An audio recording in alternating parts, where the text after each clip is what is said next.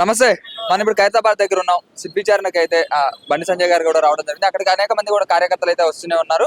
ఇప్పుడు మనం చూసుకున్నట్లయితే ఫోన్ ట్యాపింగ్ విషయంలో అలాంటి కేసు ఎంతో మంది బాధితులు ఉన్నారు. వాళ్ళందరూ కూడా న్యాయం జరగాలని చెప్పి కూడా బండి సంజయ్ గారు రావడం మనం చూస్తూనే ఉన్నాం. మనం మాట్లాడదాం. ఇక్కడ కార్యకర్తలు కూడా ఉన్నారు. నమస్తే మేడం. నమస్తే అండి. బండి సంజయ్ గారు ఇక్కడికి వచ్చారు. ఫోన్ ట్యాపింగ్ విషయంలో కేటీఆర్ గారు కావచ్చు, బీఆర్ఎస్ పార్టీలో ఉన్న వాళ్ళందరూ కూడా చేపించారని చెప్పి కూడా కొంతమంది ఆరోపణలు అయితే చేస్తున్నారు. దాని గురించి ఏం చెప్తారు?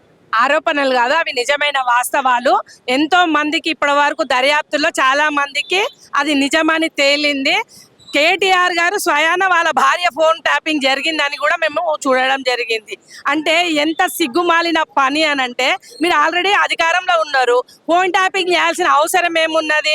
గతంలో ఆనాడే బండి సంజయ్ గారు చెప్పినారు ఫోన్ ట్యాపింగ్ జరుగుతుందని. కానీ వాళ్ళ ప్రభుత్వం ఉండడం వల్ల అది బయటపడలేదు. కానీ ఈ రోజు మరి సంజయ్ అన్న నాయకత్వంలో అంతకుముందే చెప్పినట్టు కేసులు అవన్నీ కూడా పెట్టి మేము ముందుకు రావడం జరిగింది. దాని విచారణ గట్టిగా చేయాలని పోరాటం కూడా చేసినాం. అదే దాని ఫలితంగానే ఈ రోజు ఎంతో మందిని బయటకు తీసుకురావడం చెప్పింది.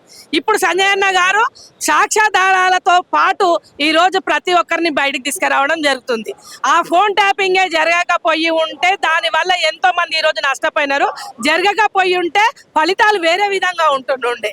కానీ రాష్ట్ర ప్రభుత్వం చేసిన ప్రతి ఒక్క పిచ్చి పనిలో ఇదొక ఏంటంటే దుర్మార్గం. ఇట్లాంటి చర్యలు చేయడం దుర్మార్గం. కాంగ్రెస్ ఇంతవరకు కూడా ఈ విచారణ గురించి ఎలాంటి సమాధానం కూడా చెప్పలేదు. ఇది చేస్తున్నాం అని చెప్తున్నారు, ఇంతవరకు చెప్పలేదు. మరి ఎట్లా అనుకోవచ్చు? వీళ్ళకి ఏమైనా కనెక్షన్ ఉందనుకోవచ్చా?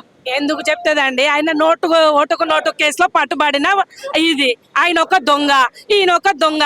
ఆ దొంగని బయటికి తీసుకొస్తే ఈ దొంగ బయటికి రావాల్సి వస్తుందని ఆయన నోరు మూసుకొని ఒక్కున్నాడు. మరి అధికారమే ఆయన చేతులుంది కదా, రేవంత్ రెడ్డి గారి చేతిలో. మరి ఆనాడేమో మాట్లాడినావు కదా, ఆనాడేమన్నాడు? నిన్ను బయటికి తీస్తాము, నీ సంగతి చెప్తామన్నావు. మళ్ళీ నీ చేతుల్ని అధికారం ఉంటే నువ్వు ఎందుకు మాట్లాడతలేవు?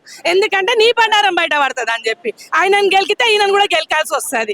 ఏ రకంగా అయితే కాళేశ్వరం అని చెప్పి చేస్తున్నా నత్తనడకన సాగుతుంది.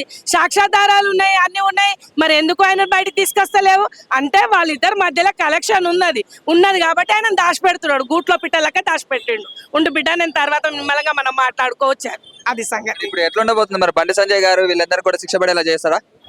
ఖచ్చితంగా చేస్తారు. ఎందుకంటే ఆనాడు బయట పెట్టి మాట్లాడినదే బండి సంజయ్ గారు. ఎందుకంటే వాళ్ళని బయట పెట్టకుండా వాళ్ళను ఇది చేసే అవసరము భారతీయ జనతా పార్టీ అధ్యక్షుడు ఉన్నప్పుడే అప్పుడే లేదు. ఇప్పుడు ఎందుకు కోరుకుంటారు? ఖచ్చితంగా వాళ్ళకి శిక్ష పడే విధంగానే ఈ రోజు మొత్తం అంతా బయటకు వస్తుంది. శిక్ష కూడా పడుతుంది ఖచ్చితంగా. దొంగలు ఒకటి ఆయన దొంగతనం బయట పెడితే ఈయన పడతాడు, ఈయన దొంగతనం పెడితే ఆయన పడతాడు. ఆ విధంగా ఎట్లుండబోతున్నారు? బండి సంజయ్ గారు ఇదంతా ఒక కొలిక్కి తీసుకొచ్చి వాళ్ళందరూ కూడా శిక్ష పడేటట్టు చేసి వాళ్ళందరూ కూడా ఫోన్ ట్యాపింగ్ లో ఎంతమంది బాధ్యతలు ఉన్నారో వాళ్ళందరూ కూడా బయటకు తీసుకొచ్చే అవకాశం ఉందా? ఆ విధంగానే చేయాలి. ఆ విధంగా చేసేది కరెక్ట్. బండి సంజయ్ ఇప్పుడు బయట పడితేనే ఈ దొంగల కథం అయిపోతుంది. రాజాధికారం దొంగల రాజాధికారం అవుతుంది. ఇప్పుడంతా ఆ రాజాధికారం అయిపోతుంది. షేర్ చేయండి, లైక్ చేయండి, సబ్స్క్రైబ్ చేయండి. మరిన్ని వీడియోల కోసం బెల్ సింబల్ పై క్లిక్ చేయండి.